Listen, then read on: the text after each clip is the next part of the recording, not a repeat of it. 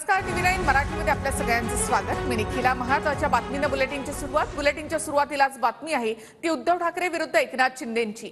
धर्मवीर चित्रपटामध्ये राजन विचारेंबाबत दाखवलेलं सर्व खोटं असल्याचं एकनाथ शिंदेंनी म्हटलंय।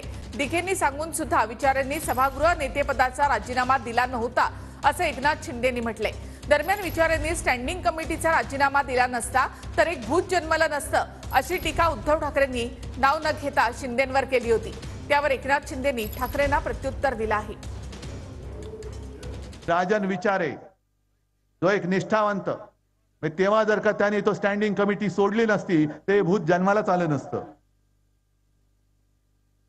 थोडी काहीतरी जनाची नाहीतरी मनाची ठेव। तुझ्यासाठी कोणी कोणी मेहनत केले, सगळं काही मीच केलं। उद्या धर्मवीर सुद्धा जातील आणि हे लागतील दाढीवाले। नाही, आनंद दिघेंची जागा तुम्ही घेऊ शकणार नाही, कोणी घेऊ शकणार नाही। आनंद दिघे हे शिवसेना प्रमुखांचे अत्यंत कडवट, कट्टर, निष्ठावान, त्यांचा मृत्यू झाला पण त्यांनी भगवा सोडला नाही। ही याला म्हणतात निष्ठा, याला म्हणतात निष्ठा। मला सभागृह नेतेपद त्यांनी देऊ केलं, पत्र तयार केलं।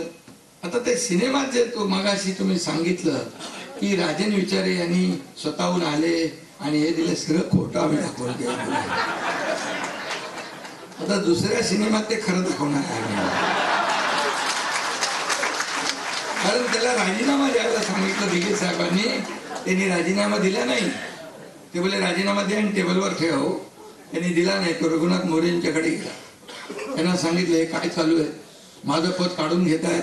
दिघे साहेब गेल्यानंतर पहिल्यांदा मी भेटलो उद्धवजींना, तेव्हा मला काय प्रश्न त्यांनी विचारावा, कसं आहे कसं आहे कसं, त्यांच्या मागे कोण आहे वगैरे असं विचारायला पाहिजे होतं।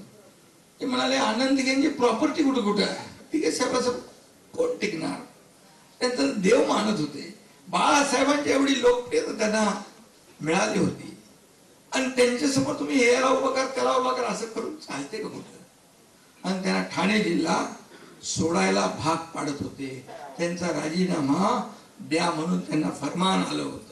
बरोबर, आनंद दिघेकडून पद काढून घेण्याचा डाव होता असा मुख्यमंत्री एकनाथ शिंदे यांनी हो, म्हणून ते 22 वर्षानंतर शिवसेनेत होते ना आणि सगळ्या पदांना त्यांनी उपभोगले। नाही, त्यांनी आणखी एक वेगवेगळे मुद्दे मांडले। बघा काय आहे की ते जेवढं जिल्ह्याचं पद बघा खोटारड्यानं मी उत्तर देत नाही। ज्या व्यक्तीने ते गेल्यानंतर एवढी वर्ष शिवसेनेत जी काही पदं घ्यायची होती ती घेतली, अगदी एवढी मंत्रीपद पर्यंत, ह्या व्यक्तीला आम्ही उत्तर द्यायचं।